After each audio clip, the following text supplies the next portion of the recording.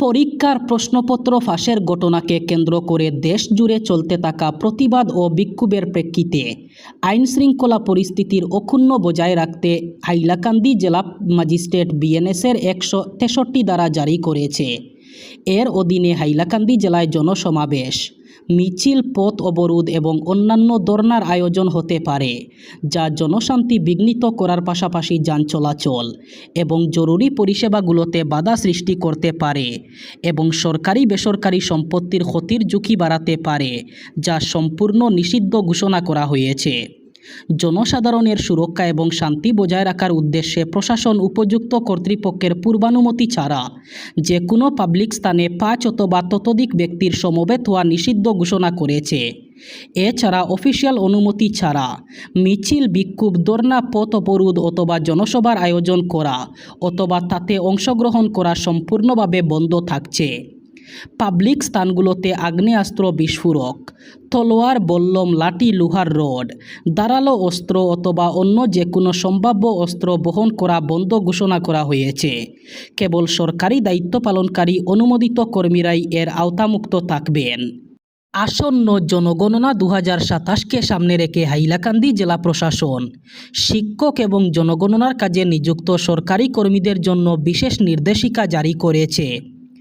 অতিরিক্ত জেলা কমিশনার তথা জেলা জনগণনার আধিকারিক আরামবাম মিনার্বা দেবী স্বাক্ষরিত এক সরকারি নির্দেশে জানানো হয়েছে, আগামী 25 জুলাই 2026 থেকে জনগণনার জন্য নিযুক্ত এনুমারেটর এবং সুপারভাইজারদের প্রশিক্ষণ শুরু হবে। প্রশিক্ষণ শেষে নির্ধারিত সূচি অনুযায়ী গৃহ তালিকা প্রস্তুতির কাজও শুরু হবে। সরকারি নির্দেশে উল্লেখ করা হয়েছে, জনগণনার কাজে জেলার বিপুল সংখ্যক শিক্ষক ও বিভিন্ন সরকারি দপ্তরের কর্মীদের এনুমারেটর এবং সুপারভাইজার হিসাবে দায়িত্ব দেওয়া হয়েছে। তাই প্রশিক্ষণ ও জনগণনার কাজ নির্বিঘ্নে সম্পন্ন করতে তাদের নিয়মিত উপস্থিতি নিশ্চিত করা অত্যন্ত জরুরি। কোনো রকম উন্নতি হচ্ছে না উজান অসমের বন্যা পরিস্থিতির। চড়াইদেও, শিবসাগর, যোরহাট এবং গোলাঘাট এই 4 রাজ্যের 16টি জেলার 872টি গ্রাম এখনও বন্যার কবলে। বন্যার দ্বারা প্রভাবিত হয়েছেন 5.5 লক্ষেরও বেশি মানুষ। 71টি সাহায্য শিবির এবং 202টি সাহায্য বিতরণ কেন্দ্রের মাধ্যমে সাহায্য অভিযান অব্যাহত। এসডিআরএফ এবং এনডিআরএফ ও জেলা প্রশাসন নিরবিচ্ছিন্নভাবে উদ্ধার অভিযান অব্যাহত রেখেছে। রাজ্যের বন্যা পরিস্থিতি নিয়ে উচ্চস্তরীয় পর্যালোচনা বৈঠকে মিলিত হয়ে এই কথা জানান রাজ্যের মুখ্য সচিব। জানা গেছে, উজান অসমে বন্যার কবলে পড়ে এখনও পর্যন্ত মৃত্যু হয়েছে 41 জনের। 70 জনেরও বেশি মানুষ এখনও পর্যন্ত সন্ধানহীন। শুধুমাত্র শিবসাগরেই মৃত্যু হয়েছে 18 জনের।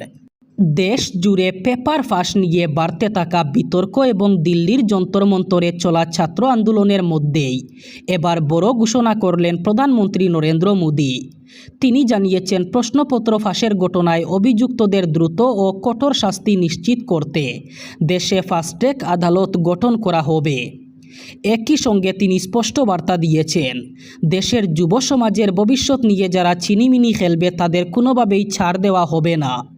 নিজের এক্স হ্যান্ডেলে প্রধানমন্ত্রী লিখেছেন, দেশের যুবকদের স্বার্থ এবং ভবিষ্যৎই সরকারের সর্বোচ্চ অগ্রাধিকার।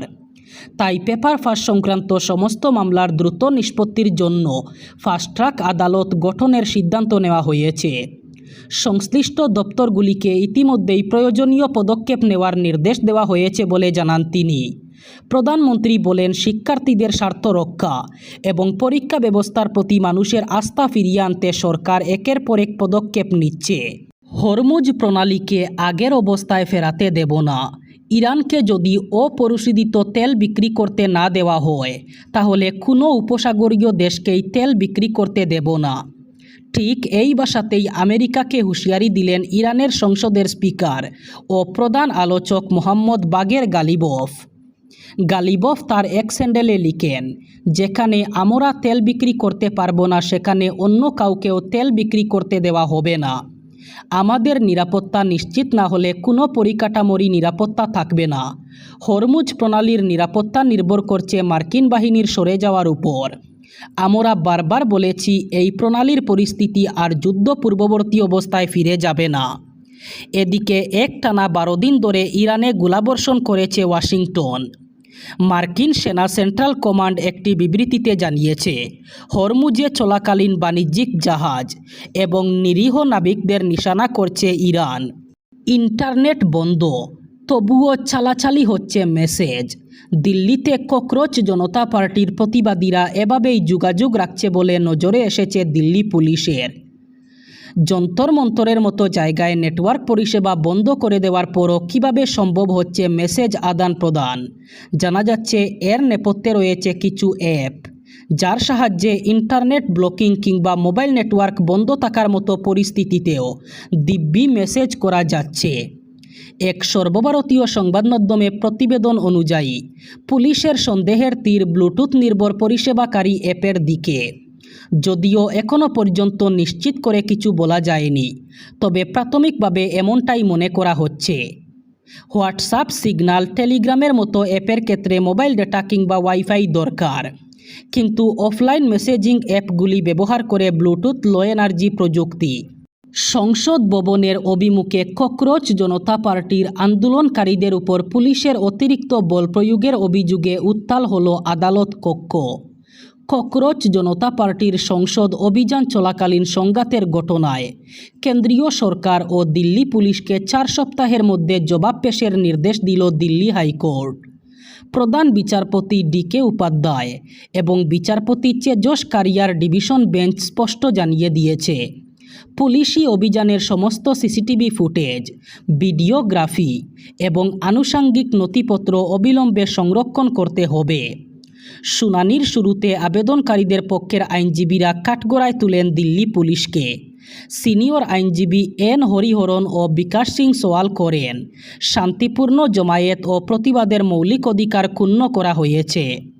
পাশাপাশি পেরেক লাগানো লাঠি, টিয়ার গ্যাস এবং বিদ্যুৎবাহী ব্যাটনের মাধ্যমে 90 জনেরও বেশি আন্দোলনকারীকে রক্তাক্ত করার অভিযোগ ওঠে।